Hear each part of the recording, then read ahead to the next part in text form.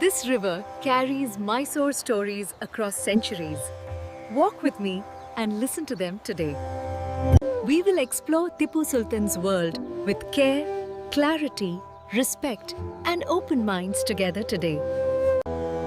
We follow records and places you can still visit and examine today with care.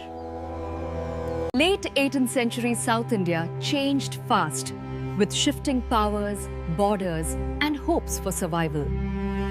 The British East India Company grew stronger along coasts and sea lanes here over time. Inland stood Srirangapatna, Mysore's capital, shielded by its river and walls, strong and watchful always. Marathas, the Nizam, and Mysore shaped Deccan politics, warfare, and uneasy peace for years together. Alliances shifted constantly. Courts watched rivals closely and weighed choices carefully, with fear and caution. Mysore's forts and markets linked hills, rivers, and coastal ports into networks of power trade. Trade in pepper and sandalwood supported soldiers, workshops, and steady state revenue across the kingdom. Tipu Sultan was born near here at Devanahalli in 1751 on December 1st. He studied languages, law, astronomy, and arms with skilled, patient teachers from many places nearby. French officers trained Mysore troops in European drill, handling firearms, and battlefield discipline and organization. Tipu emphasized fast cavalry drills and scouting, improving responsiveness across Carnatic routes and passes early. At Polilur, company troops suffered a rare, stunning defeat under rocket fire and close assaults. Leadership passed to Tipu Sultan in 1782, continuing Mysore's governance and organization. He was proclaimed Sultan, continuing the war with determination, drive, and focus for Mysore's survival.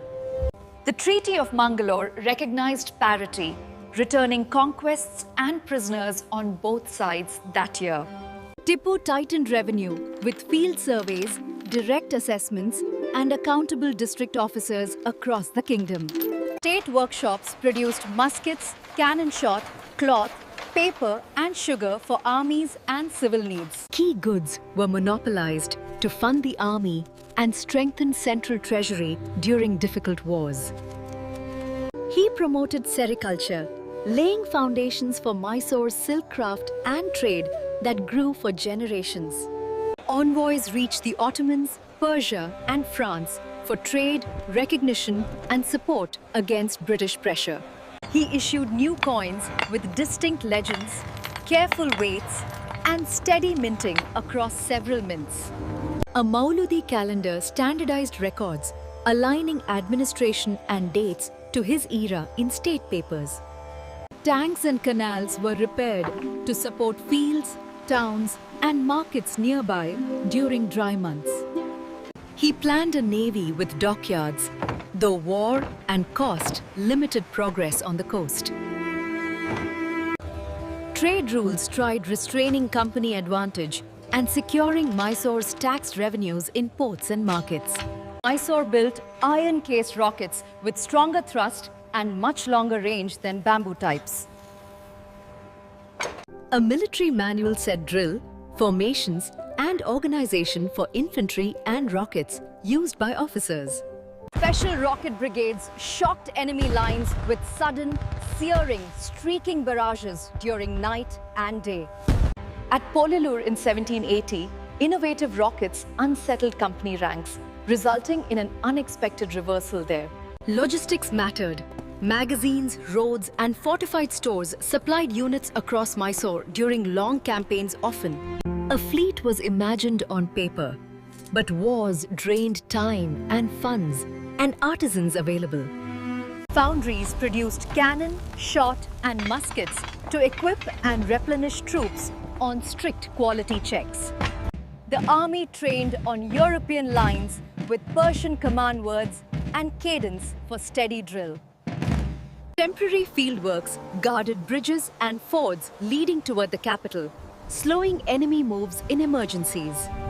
Captured rockets later inspired British Congreve designs used widely in Europe and overseas wars later.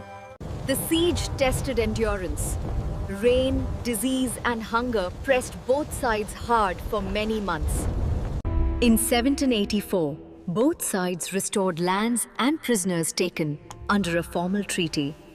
Mangalore's treaty kept Mysore on equal footing, at least for a while, after heavy losses. Supply lines by sea and river were lifelines for the armies during storms and sieges. Long campaigns wore soldiers down, yet duty pulled them forward daily through rain, heat, hardship. Peace came briefly, but the next storm gathered beyond the horizon, over land and sea. In 1789, Tipu attacked Travancore's lines, triggering fresh war with many consequences ahead. After 1789, Company, Maratha and Hyderabad leaders coordinated plans and routes concerning operations near Mysore. After early blows, Tipu withdrew towards Srirangapatna to regroup and defend the capital under pressure. The Allies dug trenches and placed batteries facing the island fort, across fields and marsh. The 1792 treaty recorded boundary changes and payments, significantly reducing Mysore's area under direct rule. 2 young sons were given as hostages until payments were completed under Allied supervision temporarily. He paid fast, rebuilt stores, and restarted many workshops across Mysore to recover lost strength. Mysore's machine turned again despite heavy losses, cost, and strain through careful work and planning. Tipu sent gifts and letters after Sringeri was raided by horsemen to restore worship there. Correspondence shows protection, funds, and concern for the Sringeri Matha and its learned priests repeatedly. Several temples received grants and support within Mysore's core regions through land gifts and help. In rebellious zones, harsh deportations and punishments were carried out, leaving deep pain in communities. Many Mangalorean Catholics were detained, and many suffered greatly during years of forced captivity there. Records show both patronage and severe coercion, depending on place and moments of ongoing conflict. His administration included officers from many faiths and communities together, working on finance, supply, justice. Motives mixed together: state power, war needs, and personal belief, shaping choices in difficult times. Tipu's ties with France deepened British resolve for a final war against Mysore in India. In 1799, Mysore was attacked from several directions by British, Maratha, and Nizam. After defeat at Malavalli, Mysore forces fell back toward home to defend the island capital. The final siege tightened around the island capital's strong walls, with heavy batteries and trenches. British troops broke in near the Watergate during the assault, after fierce fighting outside.